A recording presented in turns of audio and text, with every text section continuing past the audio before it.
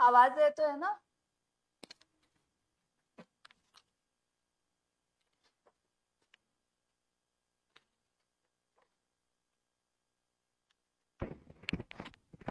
Hello,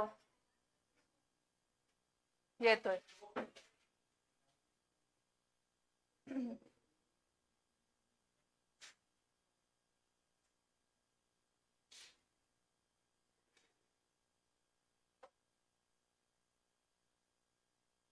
तिथला fan हवाय का तुम्हाला?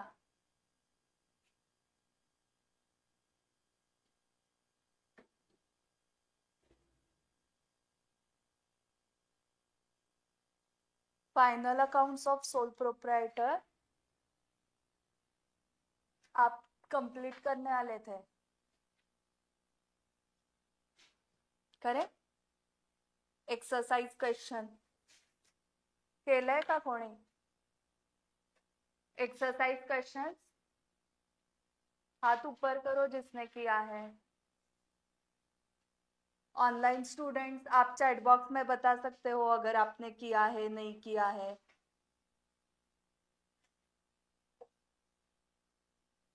पार्टनरशिप कर रहे थे, सांगा ना मस्त। तो पार्टनरशिप किया आपने, बट ये आप कर रहे हो, सो ये नहीं करना है directly manufacturing.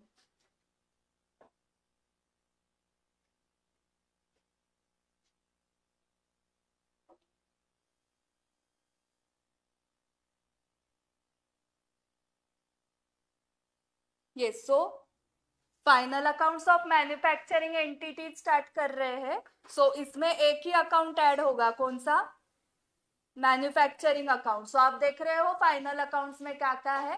First is manufacturing account, second trading P and L balance sheet. So trading P and L balance sheet आगे का सेम है, सिर्फ ऐड क्या हो रहा है? मैन्युफैक्चरिंग अकाउंट, एंड उससे आपको क्या मिलने वाला है? Total cost of production. Trading account से क्या मिलता है? Gross profit. P and L से नेट प्रॉफिट। बैलेंस शीट से position of assets and liabilities. Okay, तो वैसे ही आपको अगर किसी ने पूछा मैन्युफैक्चरिंग अकाउंट से क्या मिलता है, तो कॉस्ट ऑफ प्रोडक्शन। ठीक है, सो मैन्युफैक्चरिंग अकाउंट कैसे बनाते हैं? फॉर्मेट देखो उसका, यहां पर दिया है पेज नंबर 7.79। ऑब्जर्व करो अकाउंट, कॉलम्स चेक करो, एंड कौन सा कॉलम नया दिख रहा है बताओ। यूनिट्स, यूनिट्स का कॉलम हम नहीं बनाते हैं in trading P and L. Okay, तो यहाँ पर यूनिट्स का कॉलम कब करना है? अगर क्वेश्चन में यूनिट्स की इंफॉर्मेशन दी है तो करना है, नहीं दी है तो नहीं करना है। ठीक है, ओके। सो फर्स्ट आइटम कौन सा लिखना है? To raw material consume.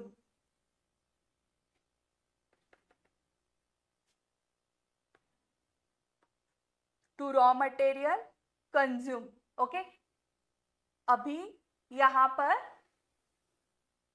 Raw material consume का फॉर्मूला चेक करो क्या है और बताओ मुझे क्या है। Opening stock add purchases less closing stock. Okay, stock मतलब ही inventory, correct. So opening stock add purchases less closing stock. Okay, इस परचेसेस में मैं एक और एडिशन करती हूँ, आप बताओ उसका क्या करोगे। सो ये परचेसेस रॉ मटेरियल का परचेस है, क्योंकि अभी हम मैन्युफैक्चरिंग करने वाले। अगर आप कॉटन किंग हो, कॉटन किंग कॉटन के शर्ट्स बनाता है, तो उसके लिए रॉ मटेरियल इज कॉटन, तो कॉटन परचेस करेगा ना वो। सो यहाँ पर परचेसेस एंड परचेस रिटर्न है, तो क्या करोगे? यहाँ पर कौन से परचेस लोगे, ग्रॉस या net? Net, that is after deducting purchase return. So उन्होंने ऐसे दिया नहीं है, बट आगे क्वेश्चंस में परचेस रिटर्न भी है, तो आपको पता है क्या करोगे, लेस करके जो नेट परचेस आएंगे वो यहाँ पर ऐड करोगे। ओके, अभी यहाँ पर देखो ट्रेडिंग अकाउंट में हम क्या करते थे? ओपनिंग स्टॉक किधर लिखते थे ट्रेडिंग अकाउंट में? Debit side. Closing stock credit side. But यहाँ पर opening stock of raw material and closing stock of raw material लिखा है क्या डेबिट क्रेडिट साइड को, या फॉर्मूला में डाला है? फॉर्मूला में डाला है, एंड आउटर कॉलम में डायरेक्टली क्या आ रहा है, रॉ मटेरियल कंझ्युम. ओके, सो प्रेझेंटेशन ऐसे ही करना है, आपलं डोकं लावायचं नाही, असंच करायचं, कारण ऐसा ही फॉर्मॅट है. ठीक है. Then direct wages. वेजेस किसको दिए जाते हैं, लेबर को जो फैक्ट्री में काम करता है. किस टाइप का काम, मैन्युफैक्चरिंग प्रोसेस में वो इन्वॉल्व है, वो होते direct wages. So for example हमारी फैक्ट्री रहेगी जहां पर कॉटन से हम शर्ट्स बना रहे हैं. सो 100 लोग काम करो, बड़ी फैक्ट्री, सब बड़ा सोचना है. सो 100 लोग काम कर रहे हैं जो सुइंग मशीन पे शर्ट्स बना रहे हैं. ओके, कॉटन किंग की फैक्ट्री देखी हुई है मैंने, हम जाएंगे कभी. ओके, आपकी एग्जाम होने के बाद फैक्ट्री देखने. ओके, तो वहां पर जब रॉ मटेरियल आता है तो पहले तो उन्होंने 20 लोग तो क्या काम कर रहे थे पता है, रॉ मटेरियल जो कॉटन आया था ना उसका सिर्फ स्कैनिंग हो रहा था ऐसे बड़े स्क्रीन पे, और उनको सिर्फ देखने का काम था. ओके, स्कैनिंग में क्या देखना है कि कहाँ पर दाग लगे हुए हैं क्या, कुछ कपड़ा खराब है क्या, ओके, थ्रेड्स निकले हैं क्या, वो सिर्फ देखना था ऐसे उनको. एंड जहां पर आ जाता था ऐसे कुछ गड़बड़ तो वहां पर सिर्फ क्लिक करने का था. तो वो क्लिक करके वो मटेरियल उतना पार्ट कट कर देते थे. सो 10 लोग सिर्फ स्कैनिंग ही कर रहे थे उधर. फिर जो अच्छा वाला कापड़ था तो वो आगे प्रोसेस में जा रहा था for preparing shirts. Okay, then आगे के कुछ लोग सिर्फ बटन्स ही बना मतलब लगा रहे थे, सिर्फ बटन्स लगा रहे थे. मतलब कितना बोरिंग काम है ना, देखो 9 to 6 जाके हर रोज बटन्स लगाने. इसलिए वहां पर कंटिन्यूअसली म्यूजिक चालू था फैक्ट्री में. दोपहर को नींद आ जाती है. ओके, हर रोज उठ के वही काम करना है, उसमें कुछ ग्रोथ है क्या, कुछ नहीं. कुछ अमेंडमेंट्स होने वाले क्या टैक्स जैसे, नहीं. बटन्स लगाने में अमेंडमेंट्स है ही नहीं, इतना बोरिंग काम होता है. सो वो फैक्ट्री देखने के बाद ये एक्चुअल आपको अच्छे से समझ में आ जाएगा कैसे चलता है. सो उन लोगों पे एक सुपरवाइजर रहता है जो देखता है कोई सोया तो नहीं है ना.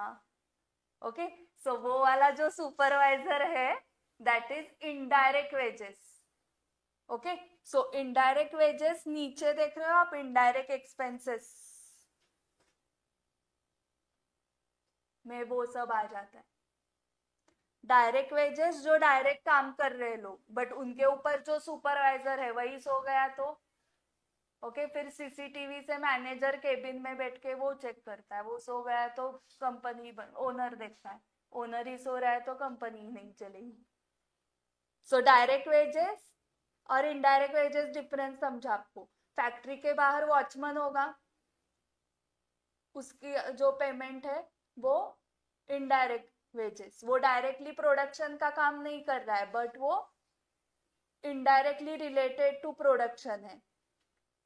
सो डायरेक्ट लेबर, ये डायरेक्ट रॉ मटेरियल एंड ये डायरेक्ट एक्सपेंसेस, इन तीनों को जब हम ऐड करते हैं तो उसको बोलते हैं प्राइम कॉस्ट. ये तीनों को ऐड करने के बाद डायरेक्ट मटेरियल, डायरेक्ट वेजेस है, डायरेक्ट लेबर. ओके, लक्षात रहे, याद रहेगा, direct material plus direct wages plus direct expenses is equal to prime cost.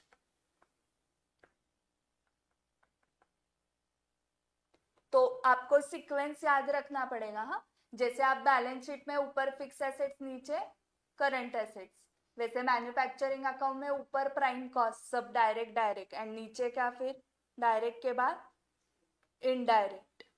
Factory overheads, overheads म्हणजे डोक्यावरून जाणे असं नाही, जे आपल्याला लॉ मध्ये होतं ना, डोक्यावरून चाललंय ते नाही. ओव्हरहेड्स मतलब indirect expenses. Okay, online students chat में प्रेझेंट ही दो आपकी. ओके, यांच्यात चाललंय का, प्रज्ञा गुड आफ्टरनून मॅम म्हणतीये, तर केवळ प्रज्ञाला हाय प्रज्ञा म्हणतोय, आणि सोहन म्हणतोय गुड आफ्टरनून मॅम. ओके, केवलला मॅमशी घेणं देणंच नाही, केवलला हाय प्रज्ञा आहे, केवलला गुड आफ्टरनून मॅम नाहीच आहे. कोण आहे हा केवल पटेल, नहीं ना।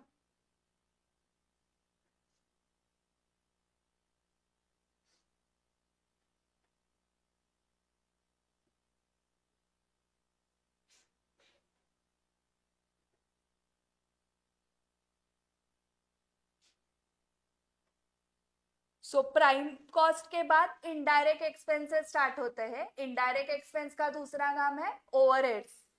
ओवरहेड्स में कौन लोग है देखो, रॉयल्टी है, हायर चार्जेस। हायर मतलब रेंट, रेंट पे लेना। ओके, तो वो हायर चार्जेस और रॉयल्टी, ये दो जो है वो डायरेक्ट एक्सपेंस भी हो सकते हैं या इनडायरेक्ट एक्सपेंस भी हो सकते हैं। ठीक है, सो डायरेक्ट एक्सपेंस कब होंगे एंड इनडायरेक्ट एक्सपेंस कब होंगे देखो। रॉयल्टी,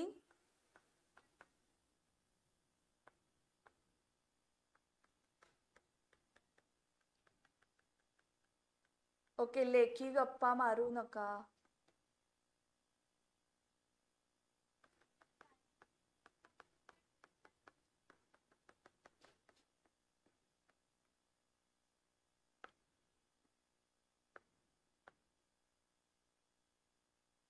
सो डायरेक्ट एक्सपेंसेस कब और इनडायरेक्ट कब, ये क्यों बाइफरकेशन लगेगा, क्योंकि अगर रॉयल्टी डायरेक्ट है तो ऊपर आएगा, इनडायरेक्ट है तो नीचे आएगा। सो डायरेक्ट एक्सपेंस, रॉयल्टी का मीनिंग पता है आपको। फॉर एग्जाम्पल जापान की टेक्नोलॉजी आपने ली है तो उस जापानीज कंपनी को आपको रॉयल्टी पे करनी पड़ेगी, क्योंकि टेक्नोलॉजी आपने इन्वेंट नहीं की है, उतना पैसा नहीं है हमारे पास इन्वेंट करने का। तो जिसके पास पैसा है उसको आपने रॉयल्टी पे करके उसकी टेक्नोलॉजी ले ली। ओके, अगर उसने बताया आपको कि रॉयल्टी मंथली 1 लाख पे करनी है तो प्रोडक्शन के साथ डायरेक्ट रिलेशन नहीं है, तो वो इनडायरेक्ट एक्सपेंस हो गया if it is monthly payment. And उसने अगर बताया कि पर यूनिट तुम्हें 2 रुपए देने हैं पर यूनिट, तो there is direct relation with production, तो ये क्या हो गया, पेमेंट पर यूनिट, तो उस केस में डायरेक्ट एक्सपेंस हो गया। ठीक है, so same with higher charges. Higher charges का भी कैसे है, वो डायरेक्ट भी हो सकते हैं, इनडायरेक्ट भी हो सकते हैं। डायरेक्ट कब, पर यूनिट पेमेंट है तो, जैसे फॉर एग्जाम्पल मशीनरी मैंने ले ली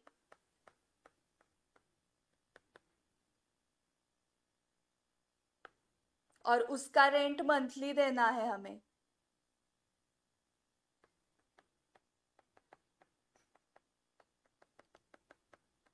इनडायरेक्ट कब हो गया, जब मंथली पेमेंट करना है तब। ओके, एंड अगर जिससे मशीन लिया है हमने उसने बताया कि तुम्हें पर यूनिट हायर चार्जेस पे करने हैं, पेमेंट कैसे है, पर यूनिट,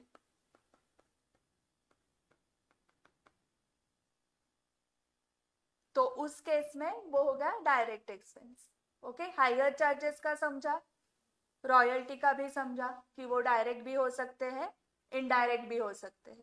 नाउ इनडायरेक्ट में repairs, maintenance, depreciation, factory cost.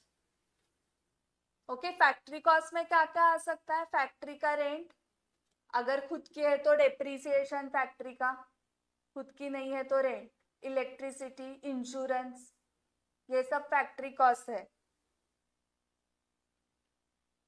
ठीक है, अभी नेक्स्ट आप क्या देख रहे हो, WIP,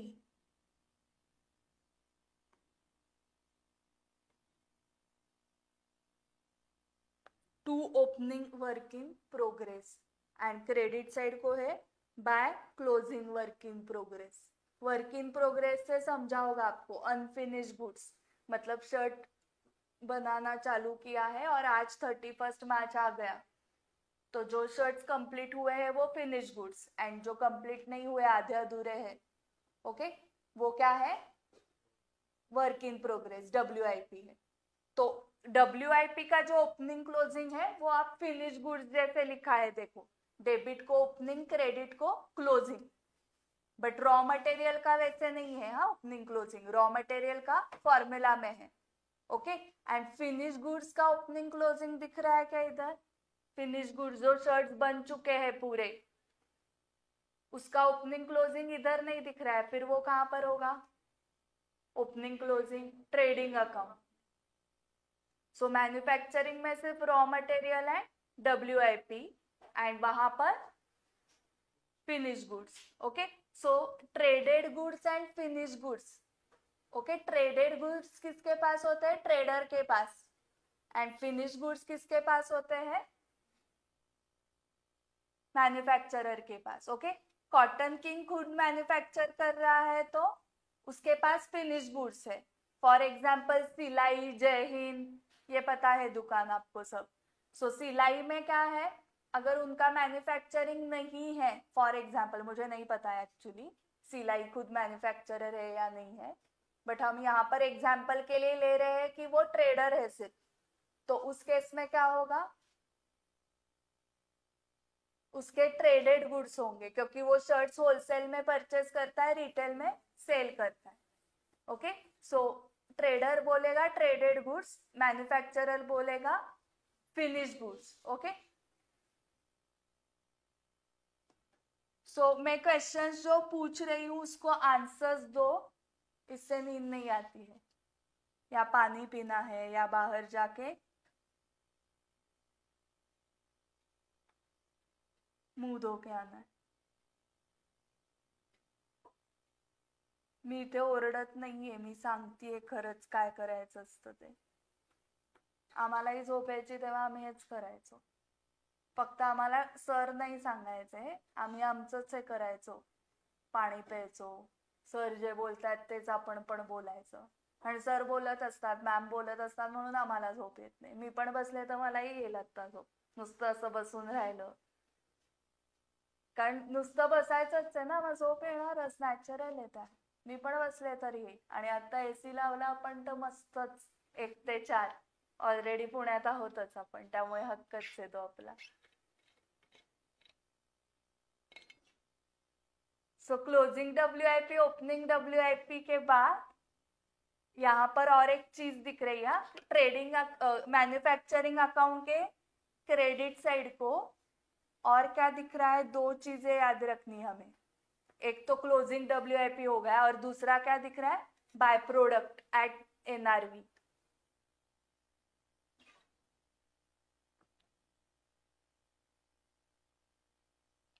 by product at NRV, by product मतलब क्या?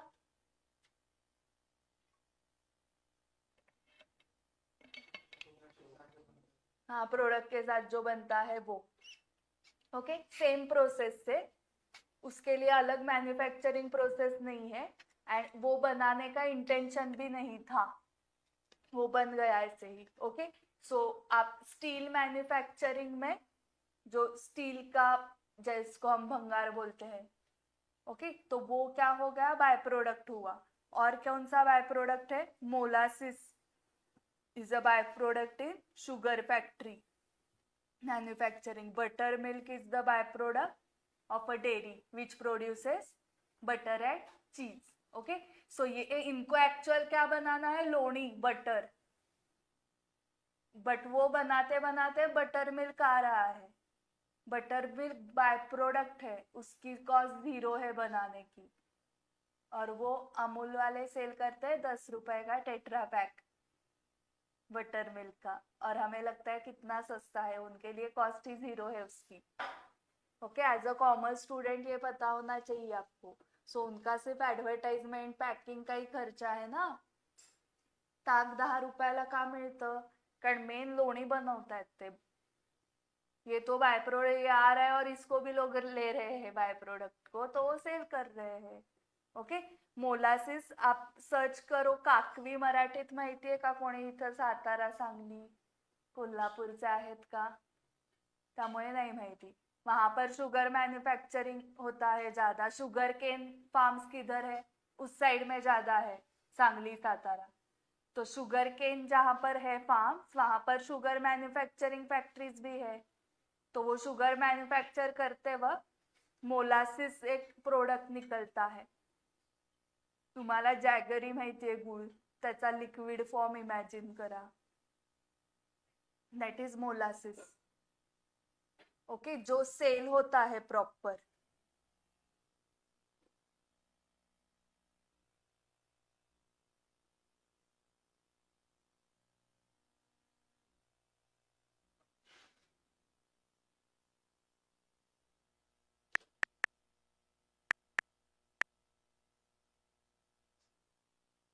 ये देखो ऐसे, इसमें शॉपिंग में गए थे तो 595, 399 के बॉटल्स है। ओके, सो ये बाय प्रोडक्ट है while manufacturing sugar. Grandma's original molasses 689 का है।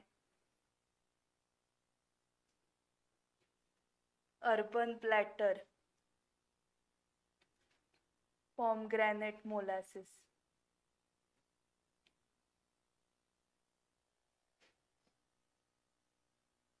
सो ये जो बाय प्रोडक्ट है इसकी कॉस्ट है ही नहीं, और भी दिया है देखो, the production of hydrogenated vegetable oil is accompanied by the production of oxygen gas. So हम क्या बना रहे हैं, हाइड्रोजनेटेड वेजिटेबल ऑयल बना रहे हैं, और उसके साथ बाय प्रोडक्ट आ रहा है oxygen gas. So oxygen gas भी सेल करते हैं। And the production of steel yield scrap, भंगार। ओके, सो मैन्युफैक्चरिंग कॉस्ट 0 है इसकी। सो कॉस्ट पे तो हम रिकॉर्ड ही नहीं कर सकते इसको, बाय प्रोडक्ट को। तो किस पे रिकॉर्ड करना पड़ेगा आपको, एनआरवी पे। एनआरवी मतलब market price minus selling expenses.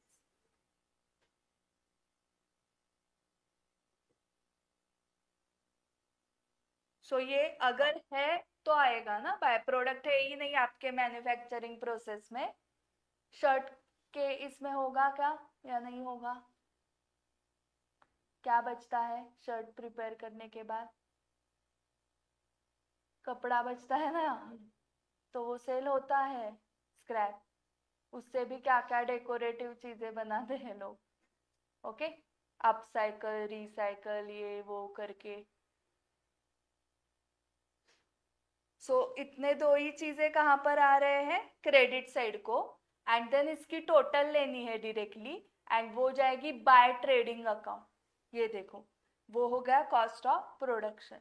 इतना ही है इसमें, to raw material consume, to direct wages, to direct expenses, to factory overheads मतलब रॉयल्टी हायर चार्जेस। इसके बाद इनडायरेक्ट एक्सपेंसेस में रिपेयर्स मेंटेनेंस डेप्रीसिएशन। किसका डेप्रीसिएशन, मशीनरीज फैक्ट्री का। बट ऑफिस का डेप्रीसिएशन पे एंडल डेबिट होगा, correct. And then to opening WIP, then by closing WIP.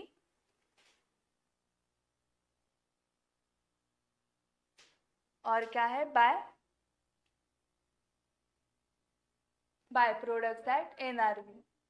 And then total करके by trading account. Okay, इसमें total करनी है amount column की, units column की total नहीं करनी है। अभी raw material consume manufacturing cost में क्या क्या आता है दिया है, पेज नंबर 7.76। ज्या दिवशी सगळे येतील ना बुक्स घेऊन त्या दिवशी आपण कॉफी प्यायला जाऊ पार्टी म्हणून। आज आलेत का, तर आज जाऊ। आणलेत का मॉड्यूल सगळ्यांनी, सगळ्यांनी। म्हणून तर म्हणलं ना ज्या दिवशी येतील, असं बघू तर येतो का दिवस।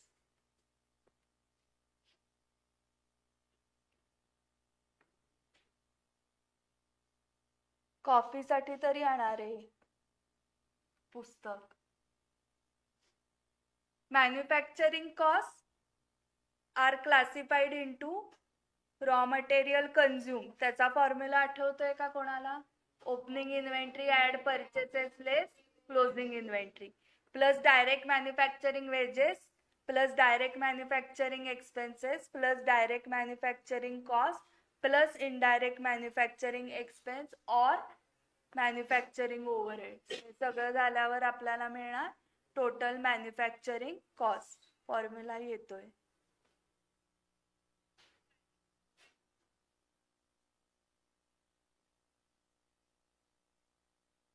Illustration 1 calculate manufacturing cost. Calculator आहे का त्यासाठी चालू अवस्थेत?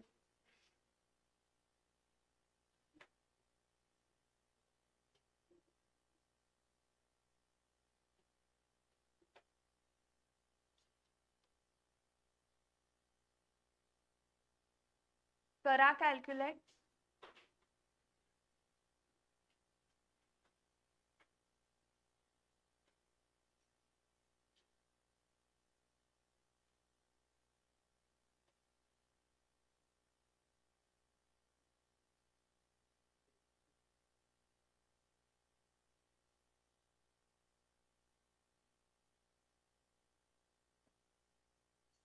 So 1 lakh units were produced in a factory.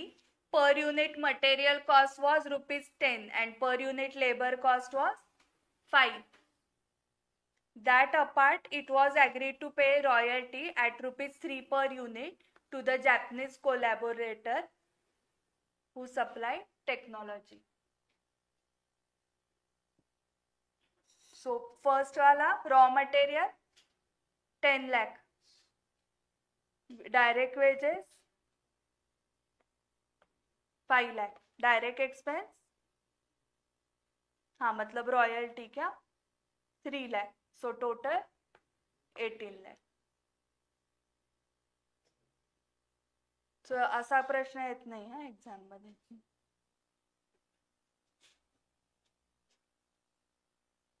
हा तुमचा टॉपिक झालाय आधी का पहिल्यांदा चाललंय? झालाय. मला वाटलं पहिल्यांदाच चाललंय. मग काय तुम्ही पटापट उत्तर दे द्या. आता येणार का युनिट्सचा कॉलम येणार? युनिट्सचा कॉलम करणार ना आता. Prepare manufacturing account of mister Vimal for the year ended 31st March 22. Mr. Vimal runs a factory which produces soaps.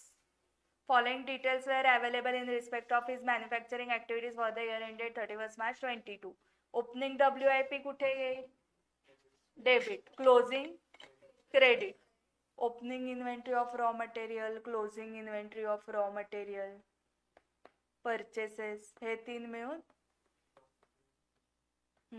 करा कॅल्क्युलेट. बघा काय येतंय. Consume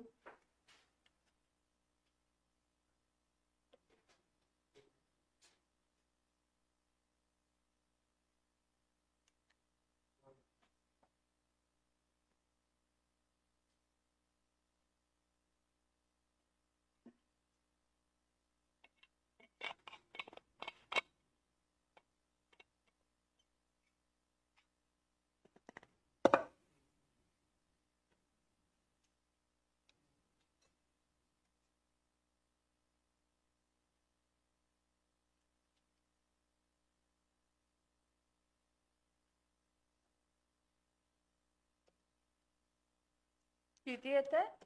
8 lakh. Higher charges of machine at 0.60 per unit manufactured. Per unit manufactured. ये है per unit manufactured. Units manufactured 5 lakh है. into 0.6 करो 3 लाख. सो ये आ गया हायर चार्जेस ऑन मशीनरी. और ये डायरेक्ट में क्यों लिया? क्योंकि हायर चार्जेस पर यूनिट है. एंड ये आपका 8 लाख आया था. ओपनिंग WIP 10,000 यूनिट्स है. यूनिट्स कॉलम में यूनिट्स लिखे हैं. Opening closing. हाँ. एंड यहाँ पर रॉ मटेरियल कंज्यूम हो गया. उसके बाद हायर चार्जेस ऑफ मशीनरी हुआ. Higher charges of factory indirect है 2,20,000 म्हणून ते खाली आहेत इनडायरेक्ट मध्ये. देन डायरेक्ट वेजेस कैलकुलेट करो 0.80 पर यूनिट मैन्युफैक्चर्ड. सो वो हुआ 4 lakh and 0.40 per unit of closing WIP. Closing WIP कितना था? 12,000 into 0.4 4,800 plus 4 lakh. सो 4,04,800 डायरेक्ट वेजेस हो गए. ठीक है. रिपेयर्स मेंटेनेंस 1,80,000 एंड ये सब करने के बाद by trading account cost of finished goods transferred ये अमाउंट, ठीक है।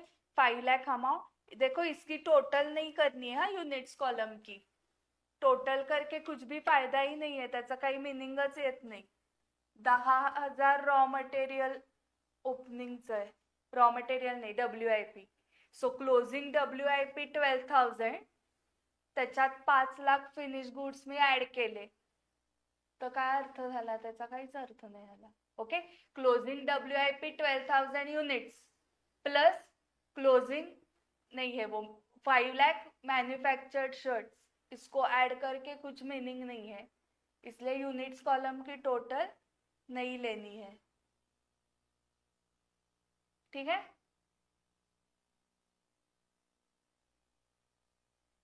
थर्ड में मजा आने वाला है, क्योंकि क्या क्या करना है, सब prepare manufacturing trading P&L balance sheet. Module कोणी आणलंय हातवर करा. बघा, तो झोपायची ऍक्टिंग करत होता, जागा होता तो, त्यांनीच ऐकलंय फक्त.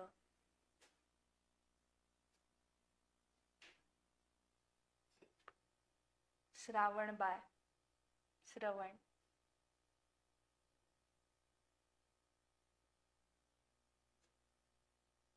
श्रावण बायाची गोष्ट वगैरे तर माहीतच नसेल ना. हा, त्याला माहिती, त्यालाच माहिती, तुलाही माहिती आहे.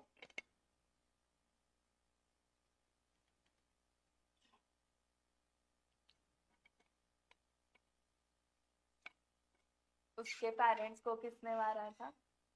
श्रावण बाय के पेरेंट्स को राम के फादर ने, श्री राम के फादर. नहीं पता है ना ये कुछ, त्याला माहिती आहे.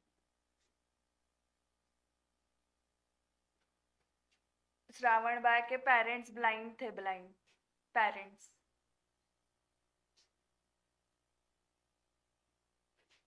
और वो गलती से ये हुआ था ना, एरो लगा था, धनुष्य बाणातला बाण चुकून लागला होता by mistake.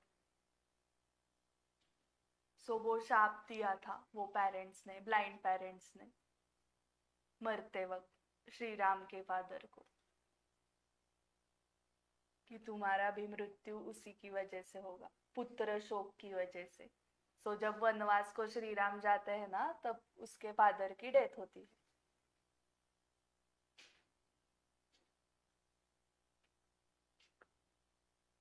Prepare manufacturing account, trading account, P&L account and balance sheet. So on 31st March 22, the trial balance of Mr. White were as follows. Trial balance तुम्ही सांगायचं, stock opening stock raw material WIP and finished goods का, ये formula में जाएगा. ये manufacturing account which side, debit, and ये finished goods का opening stock trading debit. Debtors कहाँ पर, asset, carriage on purchases manufacturing, bills receivable asset, wages, salaries, telephone, postage, repairs to office furniture, cash at bank office furniture, repairs to plant, purchases formula में ना, raw material consume formula, plant and machinery,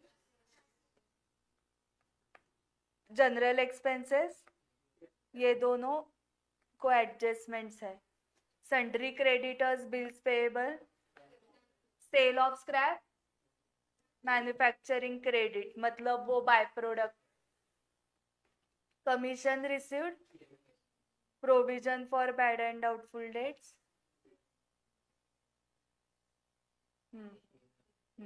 ये हाँ trial balance वाला है तो एक ही effect.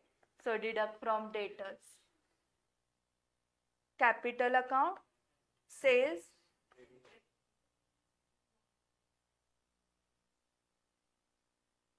अभी एडिशनल इंफॉर्मेशन के दो इफेक्ट बताने हैं.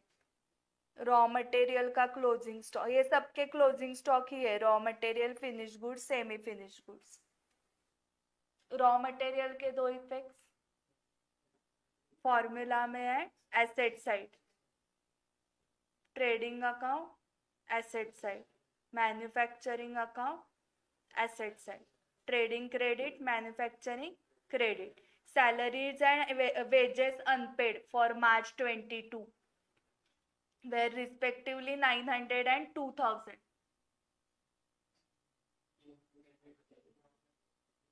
Salaries P&L डेबिट में ऐड करना है एंड लायबिलिटी, एंड ये वेजेस मैन्युफैक्चरिंग डेबिट में ऐड करना है and liability. Machinery is to be depreciated by 10%, office furniture by 71/2 नहीं है थे 7.5%. डिडक्ट करना है from asset and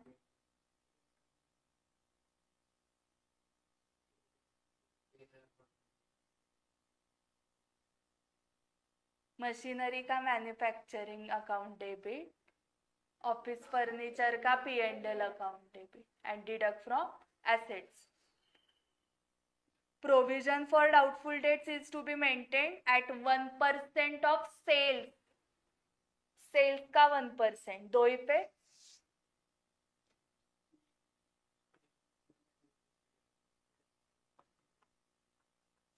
P&L debit deduct from debtors. Office premises occupy 1/4 of total area. And lighting is to be charged as 2/3 to factory and 1/3 to office. काय ह्याचा संबंध का दिलं असेल हे?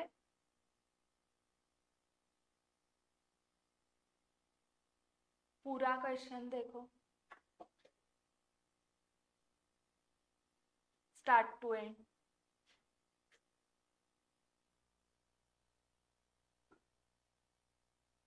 क्यों दी है इंफॉर्मेशन स्पेस के बारे में? Office premises occupy 1/4 of total area, तो 3/4 में क्या है? 1/4 में ऑफिस है. टोटल एरिया में से 1/4 में ऑफिस है. 3/4 में क्या है? फैक्ट्री. ओके, जैसे वहां पर 1/4 ऑफिस 3/4 क्लासरूम, वैसे ही टोटल एरिया का. तो जो 1/4 ऑफिस है तो रेंट का 1/4 किधर जाएगा? P&L. And 3/4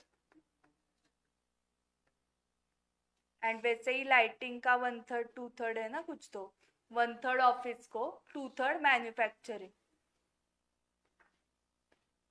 2/3 manufacturing and 1/3 P&L. ठीक है, क्योंकि 1/3 ऑफिस का है ना. लाइटिंग, लाइटिंग म्हणजे काय? इलेक्ट्रिसिटी.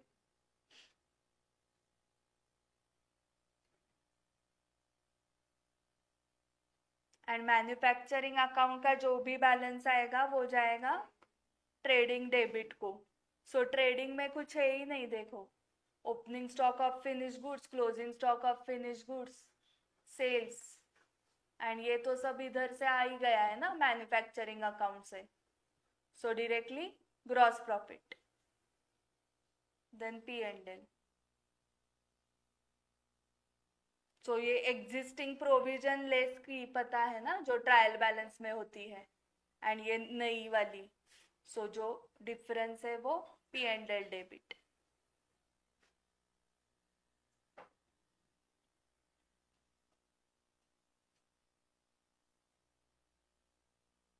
एक्सरसाइज के गो थ्रू करो, क्वेश्चंस आ जाएंगे कि आपको 3 है.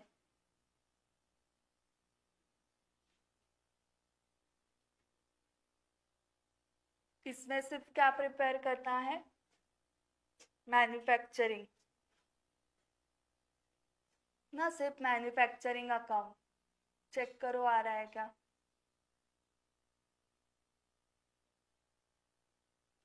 इसमें है देखो वो raw purchase return,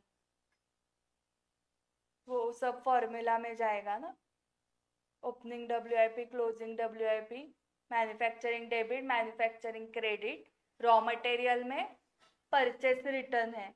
indirect raw material त्या फॉर्म्युलात नाही घ्यायचंय हा, फॉर्मूला में नहीं आएगा. इनडायरेक्ट रॉ मटेरियल नीचे इनडायरेक्ट एक्सपेंसेस में लेने हैं. वेजेस का आ जाएगा, डायरेक्ट एक्सपेंस आ जाएंगे, ये सब इनडायरेक्ट है इसलिए इस कॉलम में लिखे रिपेयर्स मेंटेनेंस वगैरह.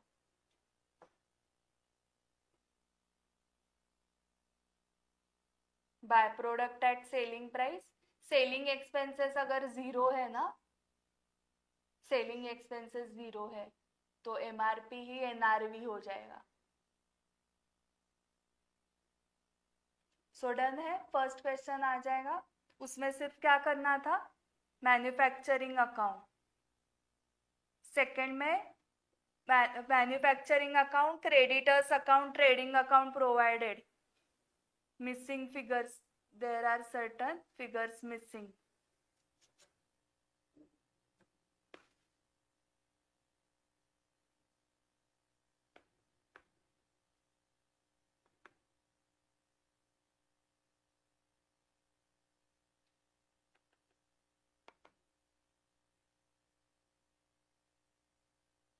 पजल सॉल्व करना है, कैसे कर पाओगे.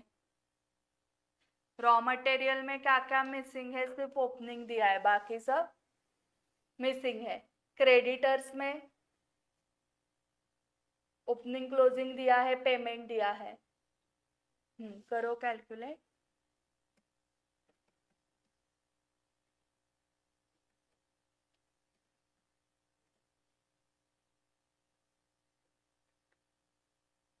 सो बाय परचेसेस लिखने की जगह मैं यहाँ पर बाय रॉ मटेरियल अकाउंट लिख रही हूँ. एंड ये सेकेंड इफेक्ट यहाँ पर दिया हाँ मैंने, raw material account debit to creditors. You are required to prepare revised manufacturing and raw material account, revised वाला. So creditors account तो उधर ही खत्म हो गया ना,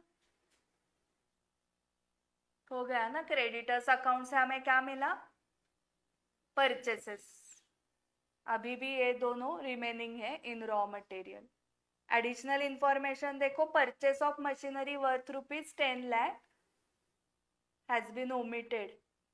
10 लाख की मशीनरी ली है और उसको ओमिट कर दिया है बुक से. Machinery are chargeable at a depreciation rate of 10%. So कितना आएगा डेप्रीसिएशन का अमाउंट, 1 लाख. कहाँ पर लिखते हैं वो, मैन्युफैक्चरिंग अकाउंट डेबिट साइड. सो यहाँ पर 1 लाख ऐड होगा. अभी की डेप्रीसिएशन की अमाउंट है 2 लाख उनकी, क्योंकि उन्होंने 10 लाख का मशीनरी ओमिट किया है बुक से, तो उसके ऊपर का डेप्रीसिएशन भी ओमिट हो जाएगा. सो अभी हम ऐड कर रहे हैं. सो इसमें 1 लाख बढ़ाया मैंने तो इधर भी 1 लाख ऐड हो जाएगा ना, इसकी टोटल बढ़ जाएगी ना. इसका बैलेंसिंग फिगर क्या देख रहे हो, रॉ मटेरियल कंज्यूम वो आने वाला है बैलेंसिंग फिगर. इधर क्या गड़बड़ लग रही है आपको, या सब करेक्ट चल रहा है. वेजेस में हाँ, सो ये जो वेजेस है 3,50,000, उसमें से सिर्फ कौन से लेने हैं, फैक्ट्री के. सो 50,000 क्या करना है, इधर से भी और इधर से भी ना. नेक्स्ट, डायरेक्ट एक्सपेंस में क्या क्या गड़बड़ है, ये जो 2,44,000 डायरेक्ट एक्सपेंस है.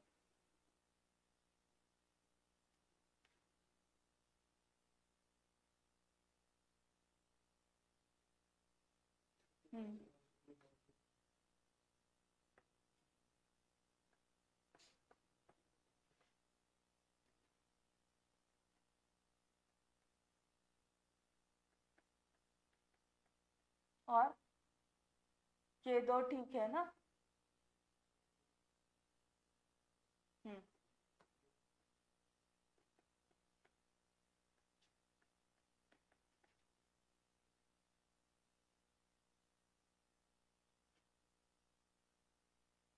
तो इसकी टोटल करो 17,94,000 प्लस 1 लाख माइनस 50,000 माइनस 44,000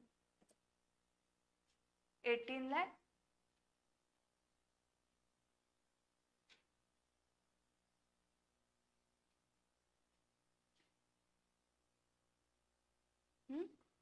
ये आ गया देखो 18 लाख।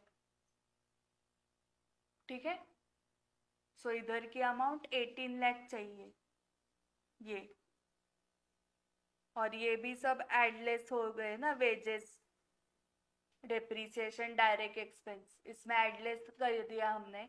सो balancing figure is 10 lakh which is raw material consume. तो वो हम लिखेंगे रॉ मटेरियल अकाउंट में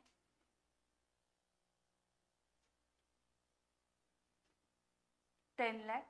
ओपनिंग दिया ही था, परचेसेस आपने कैलकुलेट किए थे, तो balancing figure will be closing stock. ठीक है, सो ये हुआ मिसिंग फिगर्स का क्वेश्चन। एंड थर्ड वाला आपको होमवर्क को करना है, क्योंकि उसमें भी सब प्रिपेयर करना है। Manufacturing trading P&L balance sheet नहीं करनी है। आता काय डाउट्स आहेत मॅन्युफॅक्चरिंग मध्ये, का कळलंय सगळं आता?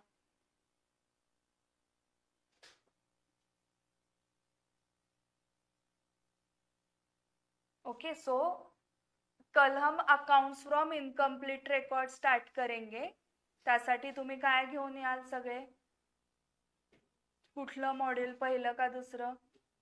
करेक्ट।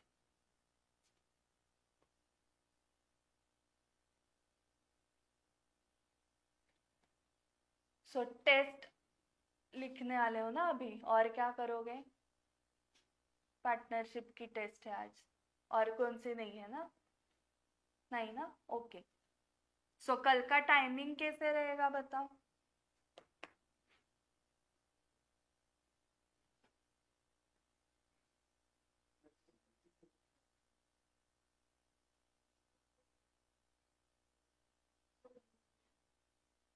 म्हणून मग 5 म्हणताय का? ओके,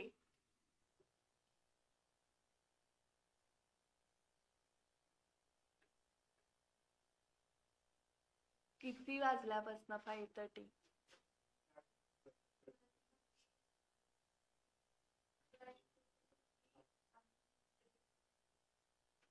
आणि त्याच्या आधी काय असतं? 12:30च्या आधी हां मॅच असतं।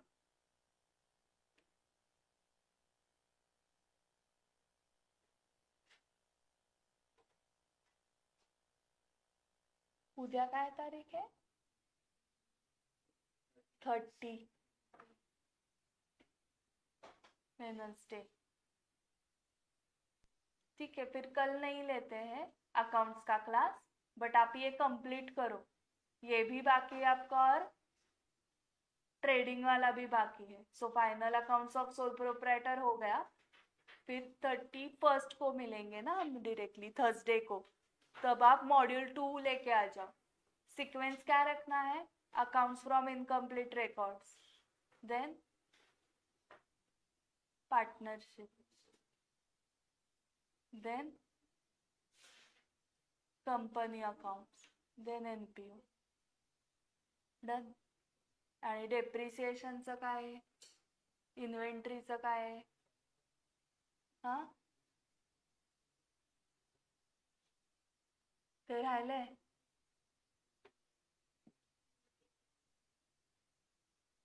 फक्त अकोमोडेशन ना? हाँ, ओके, ठीक है। तो वो लास्ट में करेंगे एकोमोडेशन का, उसका वेटेज कम है क्योंकि पहले ये बड़े, पहले मॉड्यूल 2 लाओ, देन वो करेंगे। ठीक है, ओके, चलो bye bye, all the best.